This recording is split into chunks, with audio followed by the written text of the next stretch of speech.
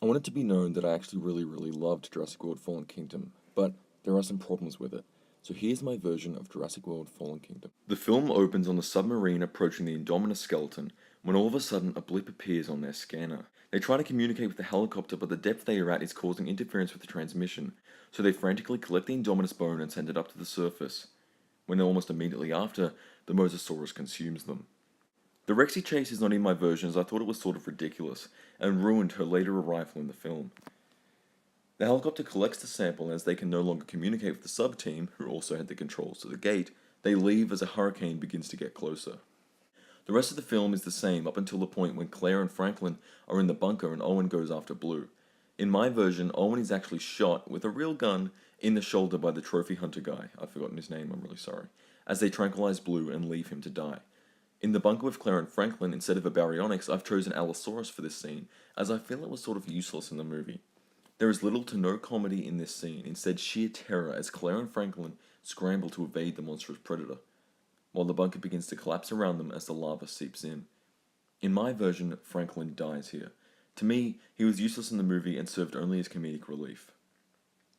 Franklin pushes Claire up out of the bunker and in turn is attacked by the Allosaurus, which was wounded by the lava flow. As Claire surfaces in shock, she looks up to see streams of lava slowly edging their way down the volcano as Owen emerges from the trees. Suddenly, the volcano erupts and the sound is unimaginable. Owen rushes up to greet her and explain everything, but they simply stop and stare in awe at the ash as the whole island begins to go dark. The cloud is enormous, much bigger than in the film. The herd of dinosaurs is also much bigger and more diverse, with the herbivores becoming more frantic and taking more routes away from the eruption than just running towards the cliff. Owen begins to lose consciousness and Claire spots a gyrosphere. Believing they will be safe, the two head over to it and get inside.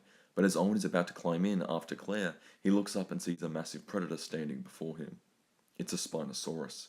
This one has different colors to the one in Jurassic Park 3 and is coated with dark oceanic blues and swampy greens in stripes and patterns.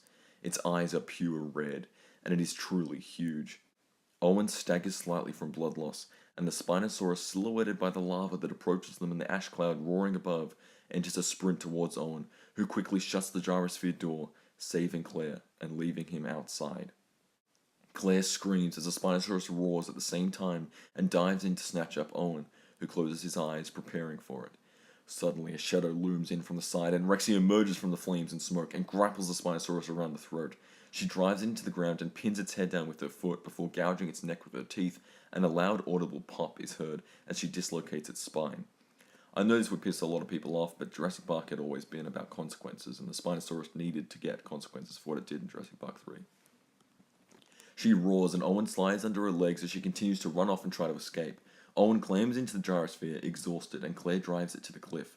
In my version, only a few of the dinosaurs fall off the cliff, mostly the Apatosaurus and Triceratops, and the gyrosphere does not go over the edge. Instead, they make their way down to the beach where they find the extraction crews in the distance hurriedly evacuating.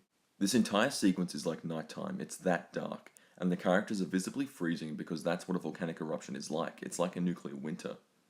The rest of the film is the same except without Franklin, obviously, up until the Brachiosaurus death scene. In this scene, everything plays out very similarly, except as the Brachiosaurus dies, it doesn't rear up. You just see its head as it's swallowed up by the smoke, and Owen's eyes water. I've done this because he seemed sort of emotionless in the film, and I wanted to humanize him. The movie keeps going the same until Blue's medical thingy, because in my version she wasn't shot, just tranquilized. So Owen finds her as the veterinarian is working on extracting her blood for the baddies. Owen tends to her, and Claire wanders around the ship. By the way, in my version there are 3 transport ships, each with about 45 dinosaurs on board. So in total that's like, 135 dinosaurs for the ending? Claire roams around and pets the animals, calming them down, and she even rests her head on the baby Stegosaurus as it nuzzles her. She observes the Tyrannosaurus, who is awake but heavily restrained, and she approaches her.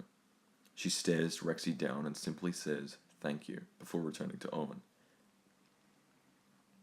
The rest of the movie is the same, Lockwood scenes, etc., up all the way until Owen and Claire are restrained. They are taken at gunpoint to the lower levels with the dinosaurs and thrown into a cell. There are 2 guards stationed outside the cell, and there is no Stiggy next door for God's sake. Upstairs, the British guy who is selling dinosaurs in the movie is actually a representative of InGen, who has arrived at the request of the company to track down Lockwood's old notes on human cloning. You see, Through gradual exposition, it's explained that InGen has suffered incredibly from lawsuits and political restraints, so they're moving away from animal cloning and into human cloning to try to market it as a way to relive your life with your loved ones and, make money. But as he explores the manor, Maisie finds him snooping around and runs to go get her grandfather. Eli, I think his name's Eli, that's whatever his name was in the movie, you know who I'm talking about. Eli finds him and lets him go. As it's revealed, he's actually a bad guy. The British guy gets what he needs and gets away. I'd probably not use a high-end actor for him because in my version he has a much smaller role. When Maisie finds her grandfather, he is sickly and is not looking at old family photos. Instead, he's trying to sleep. She tells him about the man and he calls Eli, who says Maisie must be lying because everything's fine. Lockwood tells Maisie it's alright and she goes to bed. It's nighttime. Eli enters Lockwood's room and kills him. He then goes downstairs to see what he refers to as the future. He walks past Owen and Claire and informs the guards to tranquilize it. It's then revealed he's talking about the Indoraptor, which hisses terrifyingly as its jaw chatters in a deliberately irritating way. They fire off 5 tranquilizer darts, making sure to hit it in the neck and underside, and it shrieks before going down. They then enter the cell with Eli as he scans its vitals. It's revealed the Indoraptor is actually dying at a rapid rate because it was only a prototype and not meant to live as long as it has.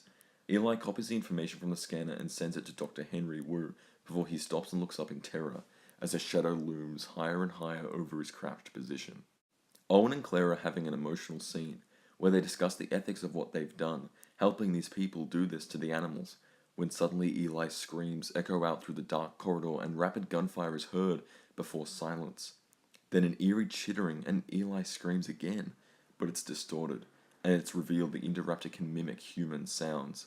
It slinks past Owen and Claire's cell in total silence and explores the dinosaurs in their cages before something gets its attention, and it sprints up the staircase in again total silence and up into the manor. Owen realizes there's no one left that knows they're down there, so they begin their escape. The film plays out kind of the same from this point, except the Indoraptor is drawn to Maisie because she was using the same vocal chamber as the one in Jurassic Park 3 that the raptors heard. Now, before you say anything, just hear me out on this. She's using it in Lockwood's office, which has shelves upon shelves of weird fossils and replicas and creepy stuff, and she was just exploring it and messing around and she found the vocal chamber. The movie plays out relatively the same. Use your imagination. Indoraptor chases Maisie, scratches her, but she manages to get just out of its reach under the bed, and Owen and Claire are about to leave when they hear her screaming. So Owen runs off to save Maisie, while Claire goes to get Blue as backup. Again, the movie's the same for the whole time except the very end. At the end, Henry Wu arrives at the manor and walks past the destruction the Indoraptor and Blue caused during their fight, and he sees a deceased Indoraptor upon the Triceratops skull. He looks shocked. His creation is dead. But he continues and heads downstairs, where he releases all 135 dinosaurs into the wild, before muttering something like, "This is only the beginning." But as he leaves, he meets Owen, Maisie, and Claire. By this point, Blue has already gone off into the wild, before Wu retrieves a handgun from his coat. Wu tells them what Maisie really is. He tells them this is a new era, a Jurassic world, and then he notices the puddle beside him shudder. And while he's distracted, the group flee into the trees, as Wu fires off in quick succession at them, but it's too dark and he misses. He empties his clip into the forest before the moonlight illuminating him is blocked out. He looks up, and is immediately eaten by Rexy. Yeah, she killed her creator. The rest of the film is the same except the end credits scene, which shows a digital map of the world with red blips emerging slowly in different countries, but they speed up, and soon hundreds of blips, including ones in the ocean, are shown and the screen goes black. So yeah, I hope you guys enjoyed my version of Jurassic World Fallen Kingdom. Join my Discord server in the description. It's a paleontology Discord server. You guys are going to really enjoy it. You can learn and educate other people about things. It's really, really fun. So yeah, join that, and I'll see you next time.